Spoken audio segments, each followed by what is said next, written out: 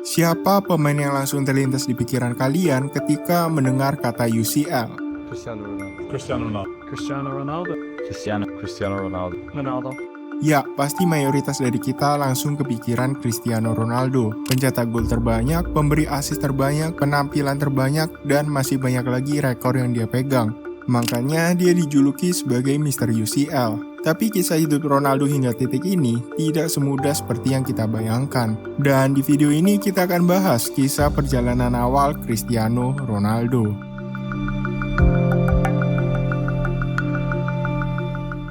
Kalau kita lihat kehidupan Ronaldo sekarang nggak lepas dari yang namanya kemewahan. Mulai dari rumah mewah, mobil mewah, bahkan sampai ke pakaiannya. Mungkin ini adalah bentuk balas dendam Ronaldo waktu masih kecil. Karena waktu kecil, keluarga Ronaldo itu termasuk ke kategori miskin. Bahkan bisa dibilang sangat miskin. Ibu Ronaldo cuma seorang juru masak dan tukang bersih-bersih. Sedangkan ayahnya hanya seorang tukang kebun dan di waktu senggang, ayahnya bekerja part-time di klub kecil yang ada di Madeira sebagai kitman.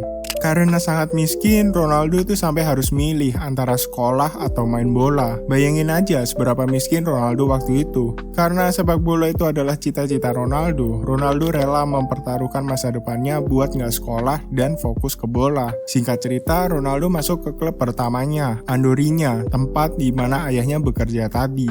Di Andorrinya, Ronaldo bertemu dengan pelatihnya yang bernama Fernão de Sousa. Bagi Ronaldo, Om Fernão ini bukan hanya sebagai seorang pelatih, tapi Ronaldo juga menjadikannya sebagai ayah angkatnya. Karena ayah Ronaldo itu nggak bisa nemenin Ronaldo latihan secara rutin, sedangkan waktu itu umur Ronaldo masih 7 tahun. Jelas Ronaldo masih butuh seorang pembimbing dan peran ayah Ronaldo digantikan sama Om Fernão ini.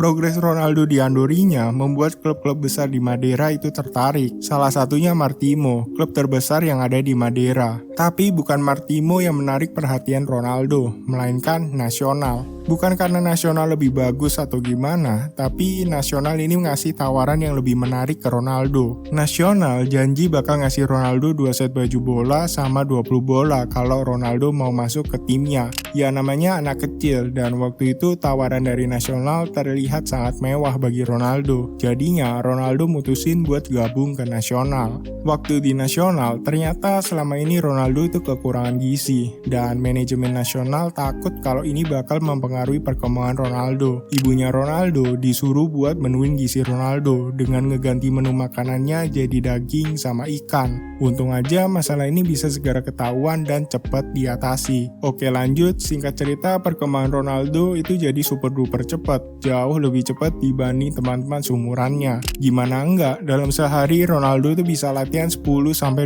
jam, sedangkan temennya itu paling 1-2 jam aja. Ya, itu juga karena faktor Ronaldo yang gak punya aktivitas sekolah, sedangkan teman-temannya yang lain itu masih harus fokus ke sekolah. Kebetulan, Om Fernão, ayah angkat Ronaldo tadi, punya temen yang waktu itu jadi ketua supporternya Sporting Lisbon, namanya João de Freitas. Om Fernão minta tolong ke Om Freitas buat ngerekomendasiin Ronaldo ke akademinya Sporting Lisbon. Soalnya, Om Freitas ini kenal dengan beberapa orang penting yang ada di dalam Sporting Lisbon, termasuk Aurelio Pereira, kepala pencarian bakat Sporting Lisbon. Om Pereira ini yang nemuin bakat kayak Paulo Futre sama Luis Figo. Karena cara dia nilai pemain itu super simpel, cuma pakai intuisinya aja. Ya menurut Om Pereira nggak ada salahnya kalau Ronaldo datang ke Lisbon buat ikut seleksi. Di tengah-tengah momen ini, ternyata selama ini Nacional punya hutang ke Sporting Lisbon sebesar 25.000 euro. Nacional minta kalau seandainya Ronaldo nanti lolos seleksi, hutang 25.000 euro itu dianggap jadi biaya transfernya Ronaldo, alias Nacional nggak perlu bayar hutangnya, dan Sporting juga nggak perlu bayar biaya transfer. Perjalanan Ronaldo ke Lisbon itu jadi momen pertama kalinya dia ninggalin Madeira, dan anak umur 12 tahun ini berangkat sendirian. Di Lisbon, Ronaldo berhasil bikin Om Pereira ini impress dengan skillnya dan juga attitude-nya. Dan tanpa basa-basi, tahun 1997 Ronaldo resmi pindah ke Sporting Lisbon. Selama di Lisbon, Ronaldo ngerasain momen tersulitnya selama dia hidup. Dia harus tinggal sendirian dan jauh dari keluarganya. Aksen di Lisbon itu juga sangat berbeda dengan Madeira. Jadi meskipun masih sama-sama di Portugal, bagi Ronaldo Lisbon itu tempat yang 100% berbeda. Di momen ini Ronaldo hampir aja nyerah dan mau pulang ninggalin semua cita-citanya. Tapi Ronaldo keinget lagi sama ibunya yang ngasih kepercayaan dan ngedukung Ronaldo buat fokus main bola. Sehingga Ronaldo bisa ngelawan dirinya sendiri dan memaksa buat bertahan di Lisbon. Kalau seandainya waktu ini Ronaldo nyerah, mungkin kita nggak bakal pernah lihat Ronaldo. Tahun 2000, masalah terjadi lagi. Detak jantung Ronaldo berdetak lebih cepat dibanding teman-teman seumurannya. Itu bikin Ronaldo harus dioperasi dan off latihan selama 3 bulan.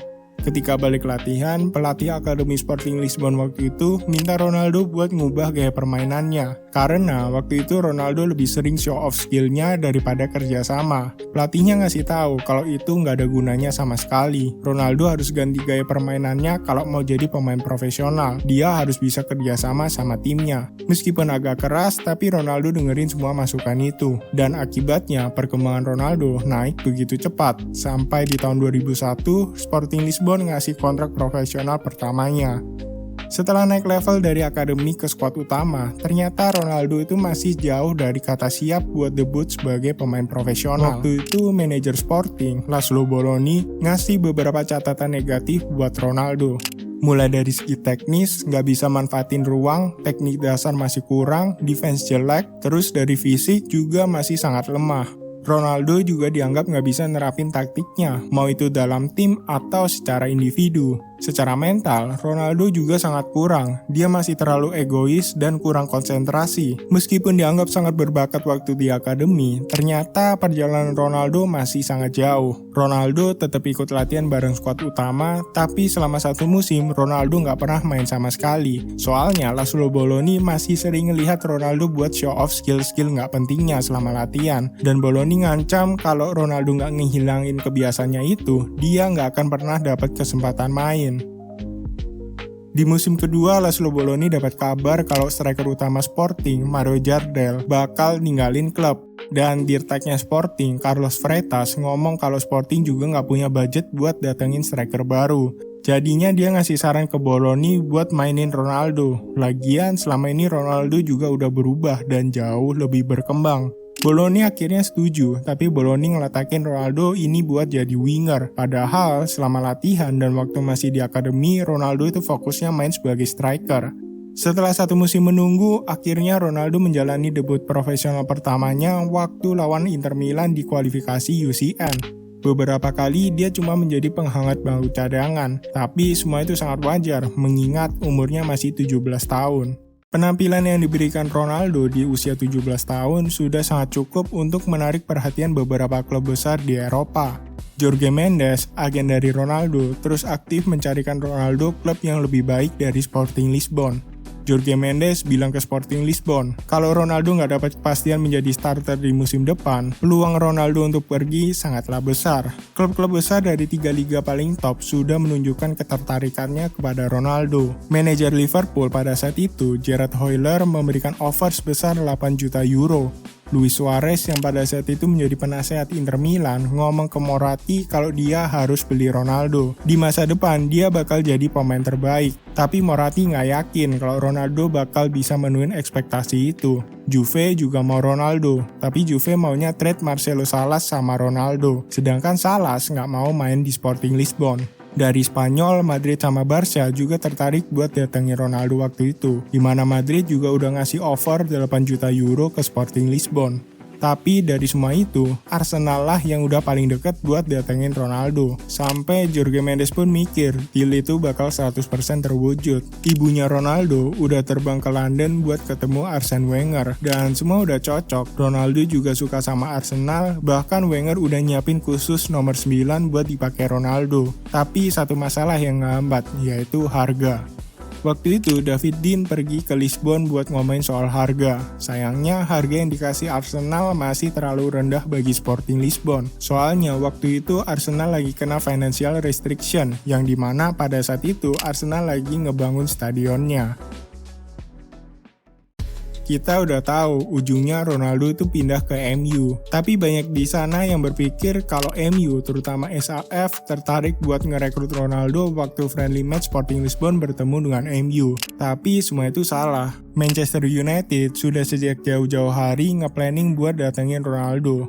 Musim 2002-2003, asistennya Sir Alex, Carlos Queiroz, dapat hasil latihan Ronaldo waktu di Lisbon. Dan Queiroz langsung ngomong ke Sir Alex kalau MU harus gerak cepat buat dapetin Ronaldo. Buat info aja, Carlos Queiroz ini bukan yang ngurus perekrutan pemain muda di MU. Jadi sebenarnya ini bukan tugasnya dia. Berhubung ini pemain yang eksepsional, Queiroz ini jadi ikut andil. Dari mana Queiroz dapat infonya? Carlos Queiroz sendiri pernah jadi head coachnya Sporting Lisbon dari tahun 93 sampai 96. Jadi dia masih punya koneksi ke dalam Sporting Lisbon. Dia juga melakukan kerjasama dengan Sporting Lisbon, jadinya sewaktu-waktu mereka bisa saling membantu. Sir Alex terus nyuruh pelatih tim kedua MU buat nge-scout Ronaldo ini. Dan tanpa pikir panjang, MU langsung ngasih tahu kalau mereka tertarik sama Ronaldo. Karena udah ada hubungan kerjasama tadi, MU sama Sporting bisa ngadain friendly match sekaligus opening stadion barunya Sporting Lisbon, Estadio José Alvalade. Match itu terjadi pada 6 Agustus 2003, dan satu hari sebelumnya, 5 Agustus, Sir Alex bertemu dengan Jorge Mendes. Semua pihak di sini sudah mencapai kesepakatan. Di satu sisi, Sporting Lisbon tahu kalau Ronaldo memang udah pingin pergi dari Sporting, meskipun Fernando Santos, pelatih Sporting waktu itu, ngejanjin dia buat jadi starter. Sedangkan United memang butuh seorang Ronaldo. Dan soal harga,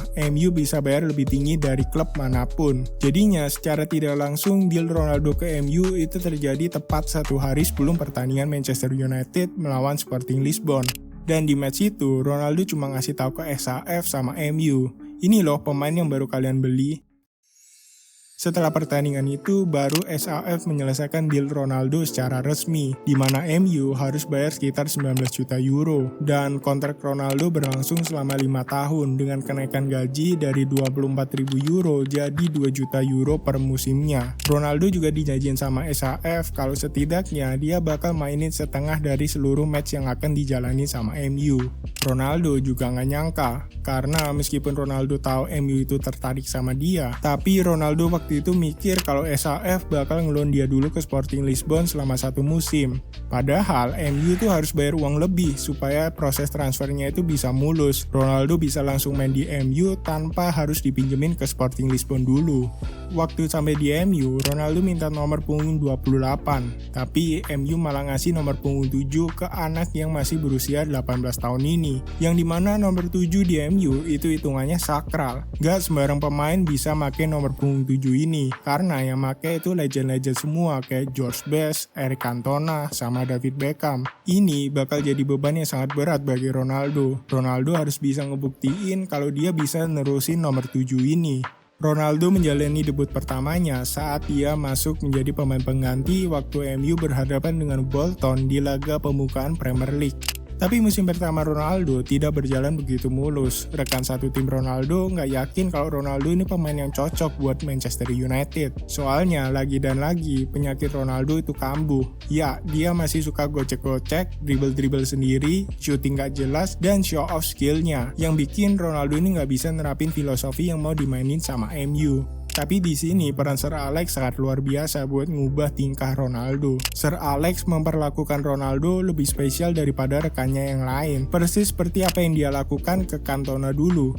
Sir Alex tahu dan sangat yakin kalau Ronaldo ini pemain yang luar biasa. Cuman dia butuh penanganan yang ekstra supaya Ronaldo bisa menjadi pemain yang jauh lebih sempurna. Sejak kejadian itu, Roy Keane bilang kalau Ronaldo jadi pemain yang paling kerja keras di Manchester United. Musim demi musim, Ronaldo berhasil menunjukkan kualitasnya sebagai salah satu pemain terbaik dan masalah kembali muncul. Quarter final World Cup 2006, Portugal melawan Inggris. Pada saat itu, Rooney dan Carvalho lagi duel yang begitu sengit. Rooney melanggar Carvalho dan kemudian datang Cristiano Ronaldo memprovokasi wasit buat ngasih kartu merah ke Rooney, teman baiknya di Manchester United. Singkat cerita, Portugal menang adu penalti dan lanjut ke semifinal. Tapi masalahnya nggak berhenti di sini. Seluruh fans Inggris dan media Inggris menyoroti perilaku Ronaldo ke Rooney, terutama gesturnya setelah Rooney dapat kartu merah. Pada saat itu itu juga Cristiano Ronaldo menjadi musuh nomor 1 di Inggris. Setelah World Cup selesai, atau lebih tepatnya setelah Portugal kalah dari Prancis, media Inggris terus ngegoreng berita Ronaldo ini, menjadikan Ronaldo musuh terbesar di Inggris, sampai Ronaldo berencana buat ninggalin Manchester United. Ronaldo merasa kalau nggak ada satu orang pun di Manchester yang berpihak ke dia, bahkan Sir Alex. Tapi Sir Alex menjelaskan ke Ronaldo kalau dia bukan orang pertama yang mengalami hal seperti ini. Beckham juga pernah mendapat perlakuan yang sama waktu dia kena kartu merah di tahun 98. Dan Sir Alex ngejelasin ke Ronaldo, kalau mau jadi pemain besar, Ronaldo harus bisa ngelewatin semua masalah ini. Dan pada akhirnya, Ronaldo mutusin buat stay di MU. Ketika musim 2006-2007 mulai, SAF sudah berhasil menyelesaikan masalah ini. Tapi media-media Inggris masih terus ngegoreng berita-berita Ronaldo, mendorong supaya Ronaldo ninggalin Inggris. Tapi harapan itu sangat jauh dari apa yang terjadi. Performa MU semakin menggila dan Ronaldo juga tetap perform. Di MU, Ronaldo mendapatkan segalanya, mulai dari EPL, Ballon d'Or, bahkan UCL yang udah ditunggu sama fans-fans Manchester United. Manchester United menjadi awal kesuksesan Ronaldo, menjadi awal perjalanannya sebagai salah satu pemain terbaik yang pernah ada. Ceritanya sampai sini dulu aja ya. Terima kasih sudah menonton. Kalau kalian punya ide-ide atau cerita yang menarik, boleh kasih saran di kolom komen.